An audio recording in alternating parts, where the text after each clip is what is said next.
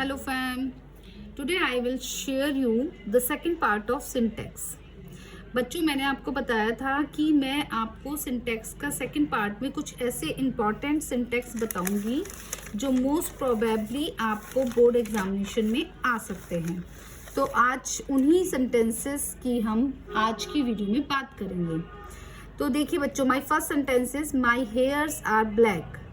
इसकी पार्ट 1 की वीडियो में मैंने आपको बताया था कि कुछ ऐसे हमारे नाउन होते हैं जो प्लूरल और सिंगुलर और प्लूरल दोनों में ही सेम रहते हैं। तो चाहे आपका एक हेयर की बात है, चाहे आपके बहुत सारे हेयर की बात है, आपका हेयर्स नहीं होगा प्लूरल बनाने के लिए, वो हेयर ही रहेगा। तो my hairs are black, that is wrong. My hair is black, ये आपका ठीक है।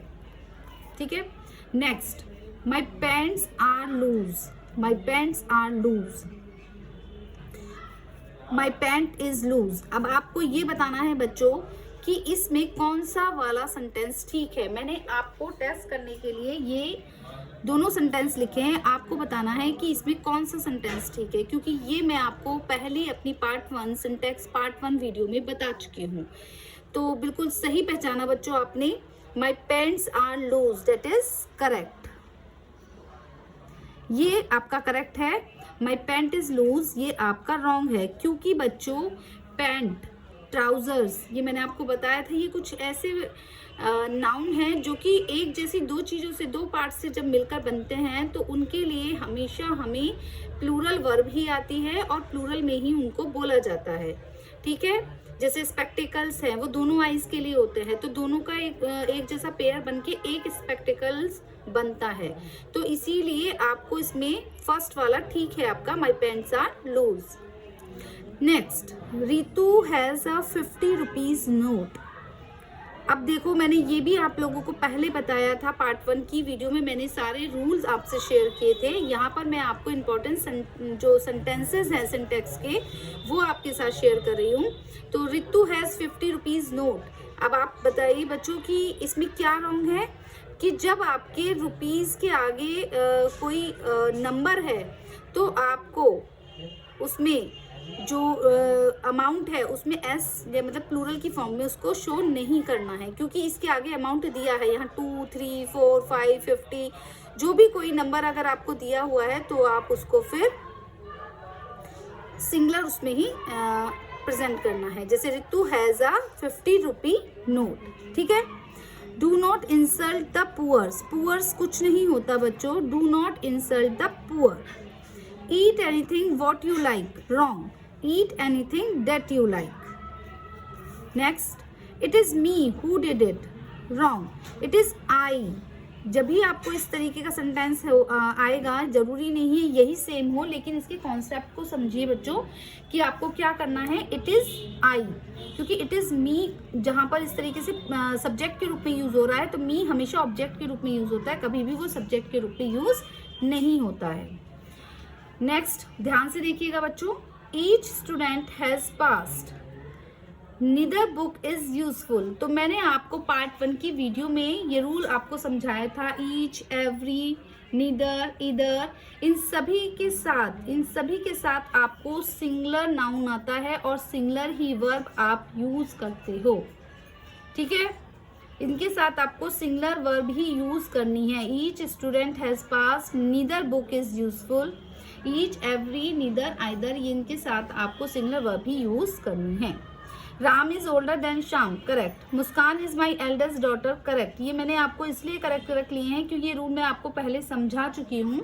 जहाँ पर ओल्डर का यूज कहाँ पर आप करोगे, जब दो लोगों की आप कंपैरिजन कर रहे हो जो कि आपकी फैमिली से बिलोंग नहीं कर रहे हैं। ठीक है, और एल्डर का आप यूज वहां पर करोगे, एल्डेस्ट, एल्डर का यूज जहां पर आप अपने ही परिवार की किसी सदस्य की बात कर रहे हैं। जैसे मुस्कान मेरी एल्डर ब्रदर सिस्टर है, या मुस्कान इज माई एल्डेस्ट डॉटर, मेरी सबसे बड़ी बेटी है। तो जहां पर परिवार के लोगों की बात हो रही है, सदस्यों की, वहां पर आप एल्डेस्ट, एल्डर ये सब यूज करेंगे।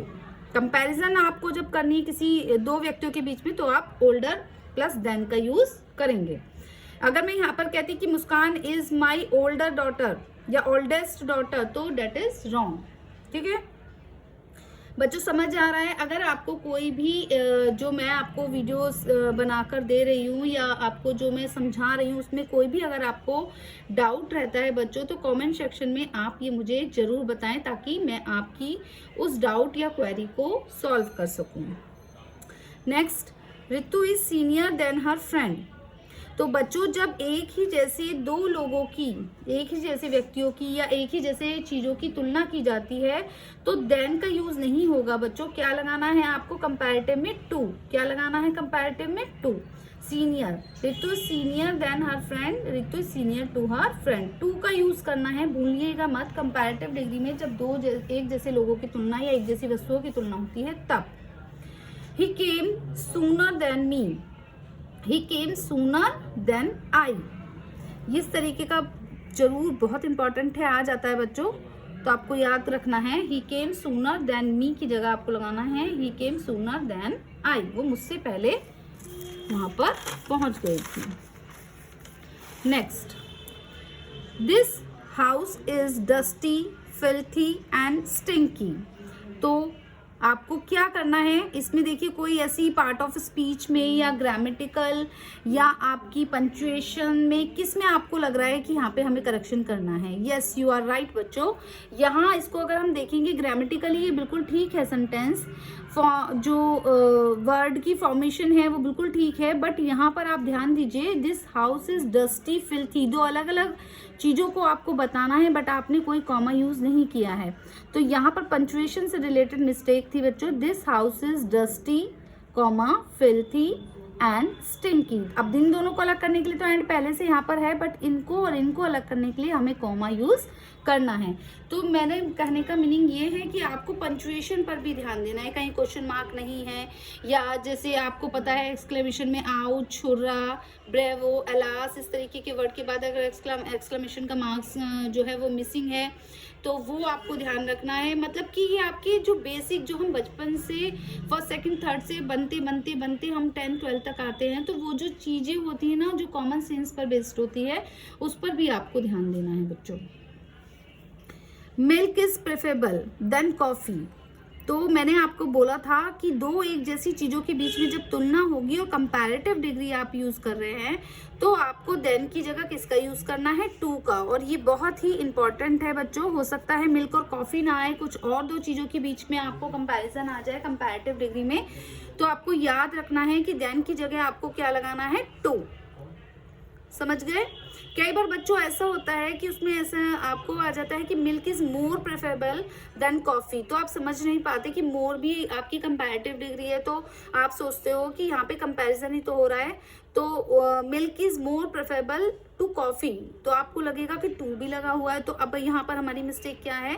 यहाँ पर मिस्टेक हमारी ये है बच्चों कि प्रीफरेबल जो है आपकी खुद ही कंपैरेटिव डिग्री में आता है, कंपैरिजन के रूप में आता है, तो अब मोर लगा के आप उसमें दो कंपैरेटिव डिग्री नहीं बना सकते हो ना, दो कंपैरिजन वाले वर्ड आप यूज नहीं कर सकते हो। इसलिए कहीं भी आपको अगर ऐसे दिखाई देता है कि उसमें बेटर के साथ मोर बेटर आ रहा है, इस तरीके के है ये मोर, जैसे आपको बेटर अपने आप में कंपैरेटिव डिग्री, उसके आगे मोर भी लगा हुआ आपको दिखाई दे रहा है, इसी तरीके का कुछ और भी आप ले सकते हो, तो वो आपका रॉन्ग है, आपको उसको मोर को हटा देना है। Next, this cloth is superior than that. This cloth is superior than that. तो वही चीज है, कंपैरिजन हो रहा है दो एक जैसी चीजों का, तो हम उसमें क्या करेंगे? This cloth is superior to that, than को हटाकर आपका टू आ गया। He is very प्राउडी। प्राउडी बेटा कोई भी वर्ड नहीं होता, कोई ऐसी एडजेक्टिव नहीं है प्राउडी, तो यहाँ पर क्या आएगा? He is very proud. बहुत कॉमन इस तरीके के वर्ड आ जाते हैं, आपको उस पर ध्यान देना है। अब ये एक बहुत ही इंपॉर्टेंट सेंटेंस है, there is a very few water in the glass. There is a very few water. Few आपको पता है फ्यू का यूज क्या है? फ्यू बच्चों जब कोई चीज आप गिनते हो तो उसमें आप लगा सकते हो जिसको काउंटेबल है, तो यहाँ पर क्या आएगा? There is a little water. क्या आएगा? बहुत थोड़ा पानी है, there is a little water in the glass. Wisdom is more preferable. ये देखिए फिर से वही एग्जाम्पल आ गया, wisdom is more preferable to riches. अब प्रेफरेबल मैंने आपको बोला था कंपैरिजन की फॉर्म में ही यूज हो रहा है, तो मोर को हमें हटाना है यहाँ से, तो wisdom is preferable to riches. Next, I answered much questions. Much आपको क्वांटिटी में आता है बच्चों, क्वांटिटी जिसको हम नहीं गिन सकते, और मैनी आपको नंबर्स के लिए आता है। तो क्वेश्चंस तो आप गिन सकते हो, 100 है तो भी गिन लोगे, 1000 है तो भी गिन लोगे। तो यहाँ से हमें मच को हटाकर उसको किस में करना है, मैनी में। आई होप आप लोगों को वीडियो समझ आ रही है, ठीक है। कोई भी अगर आपको और डाउट निकलता है सिंटेक्स से रिलेटेड, कोई आपके डाउट हैं या करते हुए आपको कोई डाउट आ रहा है, तो आप मुझे कमेंट सेक्शन में प्लीज जरूर बताइए। The population of Delhi is greater than Ghaziabad. The population is Delhi